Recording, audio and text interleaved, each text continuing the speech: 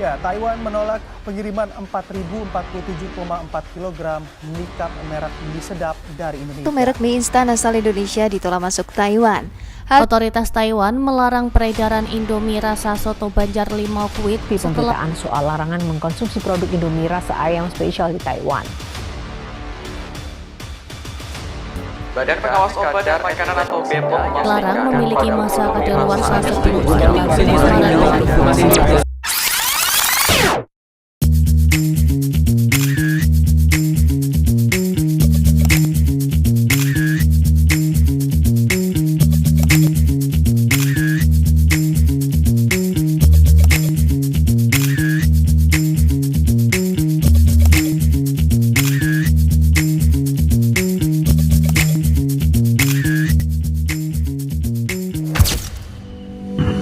Mie instan menjadi salah satu komoditas ekspor terbesar di Indonesia. Berawal dari tahun 1968 dengan hadirnya Supermie sebagai produk mie instan pertama dari Indonesia yang berasal dari PT 51 Sankyo dan disusul oleh Indomie pada tahun 1972. Mie instan hadir untuk memenuhi kebutuhan masyarakat akan makanan cepat saji yang praktis dan juga lezat. Jadi salah satu merek mie instan terbesar di Indonesia telah menembus pasar internasional dengan berhasil mengekspor lebih dari 80 negara.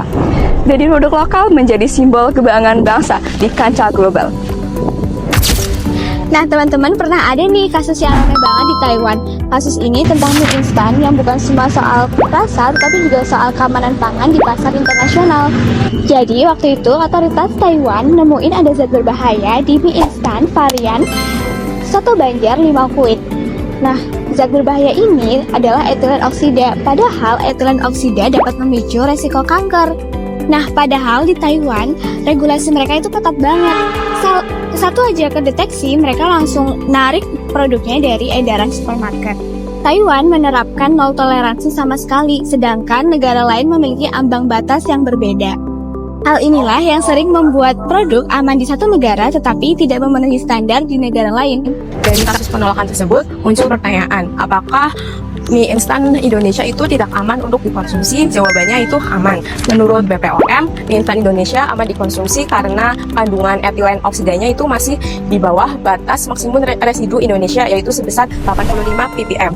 Secara regulasi Indonesia, produk mie instan Indonesia itu sudah memenuhi standar keamanan pangan. Namun dari sisi perdagangan internasional, setiap negara itu mempunyai standar keamanan yang berbeda.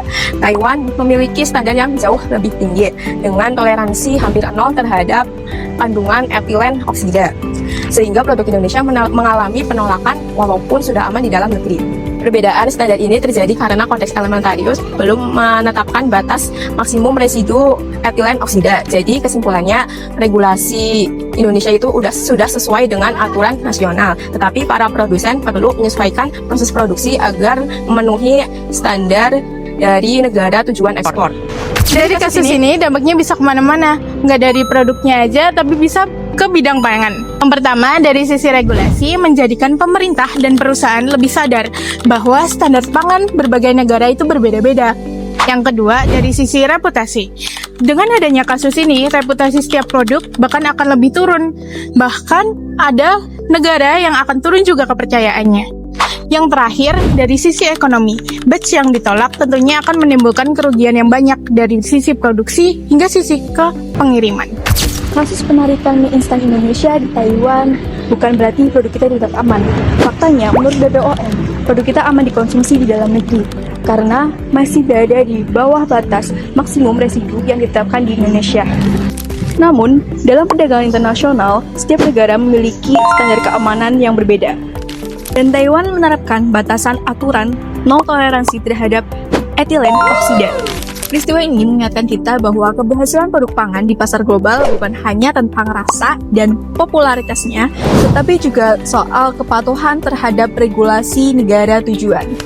Kedepan, produsen dan pemerintah perlu memperkuat kontrol kualitas dan menyesuaikan standar produksi agar ekspor pangan di Indonesia tetap kompetitif, dipercaya, serta berkelanjutan di pasar global.